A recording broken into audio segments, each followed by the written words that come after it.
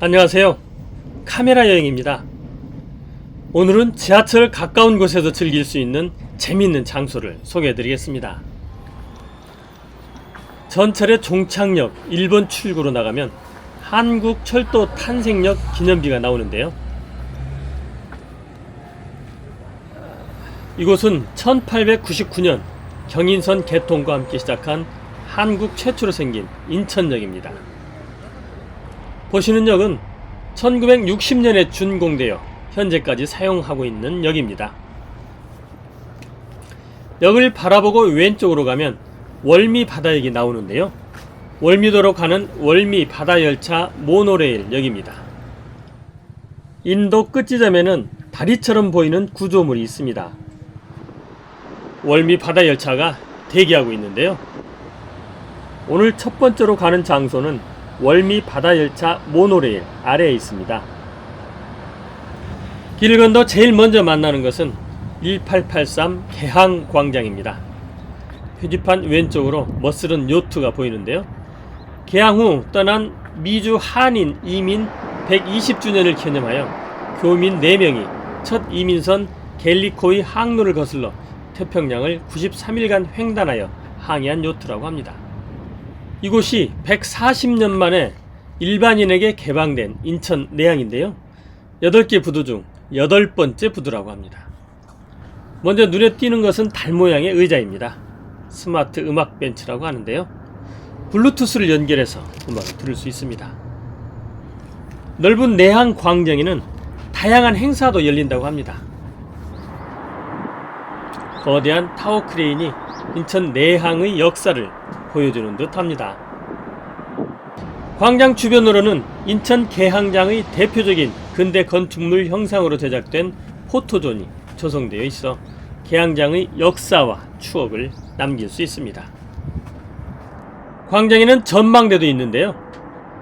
이곳 옥상에서는 내항 전경과 제8부두 개항광장을 볼 수 있는데요. 내항 모습은 사진 촬영이 금지되어 있습니다. 무료 주차장이 많은 이곳은 상상 플랫폼입니다. 이 건물은 1978년에 만든 아시아 최대 크기의 거대한 곡물창고를 리모델링해 새로운 명소로 떠오르고 있습니다. 내부는 4층으로 되어 있습니다. 문을 들어서면 밝은 유리 천장이 한눈에 들어옵니다. 그 아래 쉼터가 있습니다. 이 홀에서는 공연이나 기획 전시가 이루어집니다. 관람석 2층에 전시가 있었는데요. 유명 배우들의 핸드 프린팅이었습니다. 배우 송혜교, 수지씨의 핸드 프린팅입니다. 이 외에도 여러 배우들의 핸드 프린팅을 볼 수 있습니다. 홀에는 아직도 크리스마스 트리가 남아있네요. 다양한 전시물과 포토존을 1층과 2층에서 만나볼 수 있습니다. 계단을 올라 3층으로 갔습니다. 이곳은 아직 입주가 진행 중에 있습니다. 개항 포토박스인데요. 이곳에서 스티커 사진을 찍을 수가 있습니다. 인력거가 보이죠? 이곳은 6, 70년대 물건을 전시 중에 있습니다. 지금은 생소할 수도 있지만 초창기에 일일 달력, 괴종시계, 다이얼 전화, 문 달린 텔레비전, 레코드판 등이 추억을 자극합니다. 인천 괭이갈매기입니다. 국내 조류학계 윤무부 교수가 발간한 조류도감에는 괭이갈매기 먹이 목록에 새우깡이 끼어 있다고 하는데요. 일각에서는 괭이갈매기를 농심 명예사원이라고 부른다고 하네요. 이곳 주변에는 곳곳에 재미있는 포토스팟이 많이 있어 사진 찍기에 좋았습니다. 4층입니다. 이곳은 카페와 식당이 있는 스토리지 인천입니다.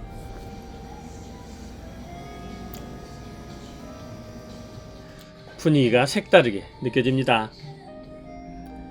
빵과 음료를 마시며 바다를 바라보며 휴식을 취할 수 있습니다.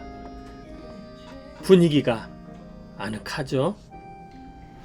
홀 주변에는 아기자기한 소품샵이 있는데요.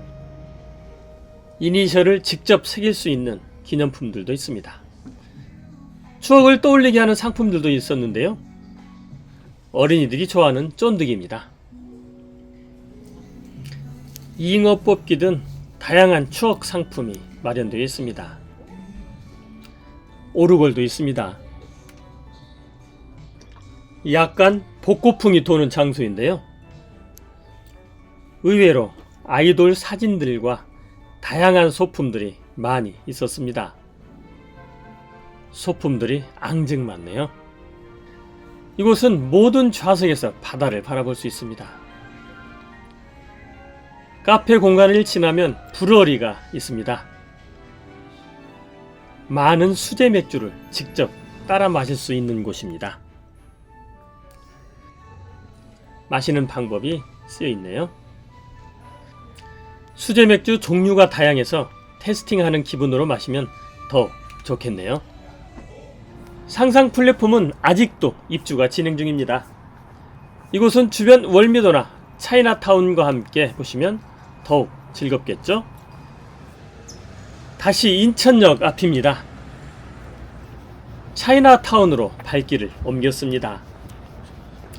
출출할 때인데 점심 걱정을 할 필요가 없어졌습니다. 차이나타운은 주말에는 차 없는 거리라 편하게 걸을 수 있습니다. 길을 따라 20여 미터를 올라가면 계양동 행정복지센터가 나오는데요. 차이나타운 내에 있어서 그런지 건물부터 중국풍입니다. 센터 마당에 황금용과 팬더가 있습니다. 좀 더 올라가면 경성 의상실이 나오는데요. 추억 사진을 찍는 곳입니다. 점심을 먹기에는 시간이 일러 짜장면 박물관을 들러보기로 했습니다. 길 옆으로 다양한 먹거리가 손님을 유혹하고 있습니다. 평일인데도 손님이 꽤 많았습니다. 경극 알림판인데요. 경극은 노래, 대사, 춤, 무술 공연이 합쳐진 중국 전통극의 종합 공연 예술이죠. 20여 미터 앞에 짜장면 박물관이 있습니다. 짜장면 박물관은 옛 중국 음식점인 공화춘 건물을 리모델링하여 개관했습니다. 먼저 계단을 올라 2층으로 갔습니다. 노동 현장에서 짜장면을 먹는 모습이 보입니다. 가족들이 식당에서 짜장면을 먹습니다. 자녀의 졸업을 축하하기 위해 짜장면집을 찾은 모습이라고 하는데요. 당시 시대상을 잘 보여주고 있습니다. 짜장면 배달통입니다. 초창기에는 나무로 만들어졌는데 기술이 발전하면서 가볍고 닦기 쉬운 알루미늄 철가방으로 바뀌었습니다. 배달통을 배달하는 자전거도 전시되어 있습니다. 짜장면 관련한 즉석면이 전시되어 있는 곳인데요. 제품들이 다양하죠. 코미디언 고 이주희 씨가 광고한 짜장면도 있습니다. 1층에는 짜장면 제조 과정을 사실적으로 재현해 놓았습니다. 실제 재료들을 다듬는 것 같습니다. 짜장면을 볶는 화덕입니다. 주방장이 짜장면을 볶고 있는데요. 완성된 짜장면이 배달통에 넣어지는 모습까지 있습니다. 공화춘이란 현판인데요. 1950년대 이전에 만들어졌다고 합니다. 포판 회석, 즉 연회석 완비, 특등 요리 글씨가 쓰여져 있습니다. 공화춘은 1908년부터 1983년까지 차이나타운에 있었던 2층 건물의 중국 음식점이었습니다. 다음 장소로 가기 위해 삼거리로 향했습니다. 길거리에는 만두, 사탕수수 등 다양한 음식들이 여행객을 유혹하고 있었습니다. 속이 비어있어 이름 붙여진 공갈빵입니다. 중화요리 음식점이 밀집된 삼거리입니다. 오늘 점심은 짜장면을 먹기로 했습니다. 짜장면이 나왔는데요. 면발은 수타가 아니고 기계로 뽑은 듯 했습니다. 짜장 고명이 많은 것 같아서 절반만 넣을까 했는데 전부 먹기로 했습니다. 짜장 고명과 면이 잘 섞이도록 정성껏 비볐습니다. 다 비빈 후에 맛을 봤는데요. 짜장 맛은 좋았는데 좀 짜다는 느낌이 들었습니다. 음식점 삼거리에는 5개의 테마로 이루어진 황제의 계단이 있습니다. 첫 번째 길인 왕의 길입니다. 두 번째 길인 황제의 아련인데요. 이 자리에 앉아서 사진을 찍으면 황제 의자에 앉아서 사진을 찍는 거와 비슷합니다. 세 번째는 무릉도원의 여행입니다. 네 번째는 만리장성의 여정인데요. 만리장성이 보이시죠? 다섯 번째는 도화원의 복숭아입니다. 이 5계단을 걸으면 중국의 절경을 체험하며 복을 얻는다고 합니다. 맨 위쪽에 올라서면 12지신상이 복을 나누어주고 있습니다. 이곳에서 자유공원, 차이나타운, 송월동 동화마을로 갈 수 있습니다. 위쪽에는 중국의 전통 대문인 페루가 있습니다. 이곳은 제3페루인 선린문입니다. 선린은 화교들과 내국인들이 잘 어울려 살자는 의미라고 합니다. 선린문을 지나면 만화 같은 그림이 나오는데요. 선린문 좌우로 초한지 내용을 벽화로 그려놓았습니다. 이 거리를 일명 초한지 거리라고 부른답니다. 벽화를 따라 송월동 동화마을로 갔습니다. 동화마을 대문이 나오네요. 송월동 동화마을이란 글씨가 보입니다. 대문을 지나면 왼쪽으로 칼을 들고 말을 타고 있는 장군의 형상을 볼 수 있는데요. 삼국지에 나오는 관우장군입니다. 관우장군을 재물의 신이라고 하는데요. 관우장군의 손을 3번 만지면 재물이 들어온다는 설이 있다고 해서 저도 3번 만졌습니다. 송월동 동화마을 입구입니다. 이곳에도 팬더가 있네요. 팬더 너머로 동화마을이 시작됩니다. 여기가 중심도로인데요. 저는 골목길부터 들어가 보겠습니다. 송월동 동화마을은 2013년 주거 환경 개선 사업으로 세계 명작 동화를 테마로 마을 전체에 색을 입히고 조형물을 설치했다고 합니다. 깡통 로봇이 대문을 지키고 있습니다. 벽 전체가 동화책 같은데요. 아이와 함께 온 가족의 모습도 보입니다. 동화 속 거리를 걷는 느낌입니다. 이곳 벽화는 돌출된 부분이 많아 입체적으로 보입니다. 피노키오가 바라보는 골목은 어떨까요? 다양한 캐릭터와 꽃들이 골목을 수놓고 있습니다. 이곳에는 가스관도 소품으로 활용했네요. 이 골목도 기대가 됩니다. 놀이터를 마법의 집처럼 만들었습니다. 전봇대가 이렇게 변합니다. 이 골목에도 입체적 모습이 보이는데요. 인천역을 오가는 열차의 모습을 입체적으로 그렸습니다. 좁은 골목길이 색달라 보이죠? 이것은 뭘까요? 전봇대의 새로운 변신입니다. 이 골목은 바닷속 세상입니다. 인어공주님도 보이네요. 가리비로 포토존도 만들었습니다. 이 거리는 우리 고유 명절을 표현한 거리입니다. 제비가 봄을 가져온다는 삼진날부터 시작합니다. 단원 아래 씨름과 그네 타기, 삼복의 물놀이를 표현했습니다. 추석날에는 농악과 강강술래를, 설날에는 윷놀이를 하며 즐기고 있습니다. 다시 중심 도로로 나왔습니다. 도로 양쪽에는 다양한 캐릭터들이 여행객들을 맞이하고 있습니다. 백설공주가 왕자를 만났네요.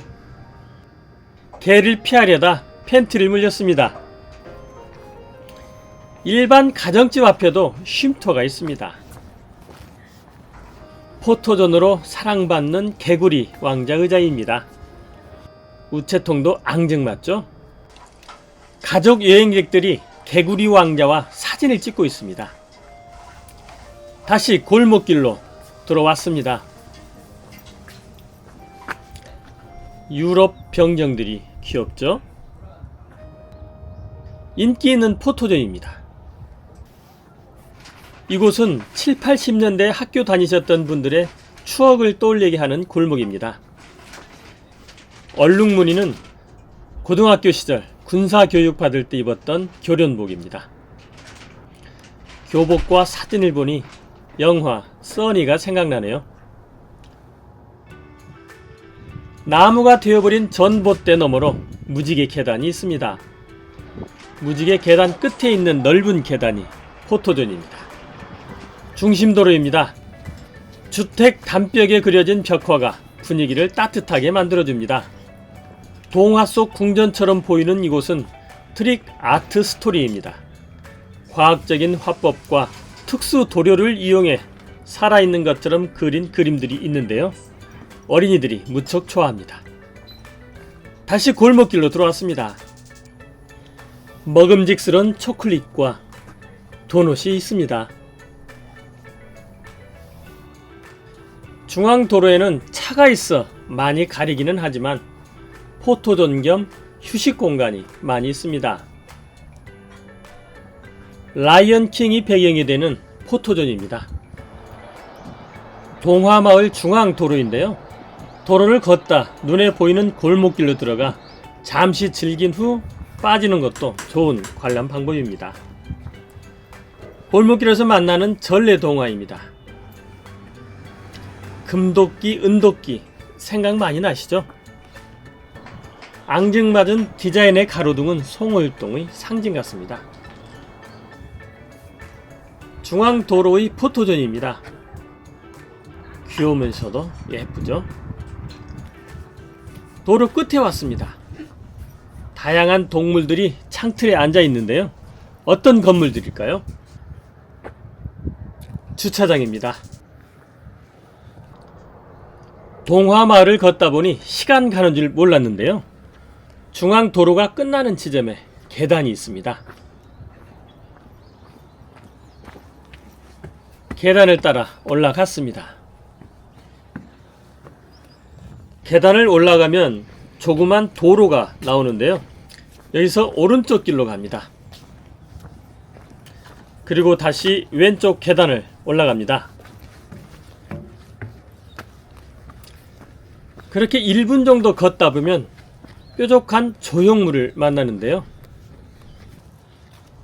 웅장해 보이죠? 한미수교 100주년 기념탑입니다. 기념탑 아래쪽으로 내려가면 전망대가 있습니다. 석정루입니다.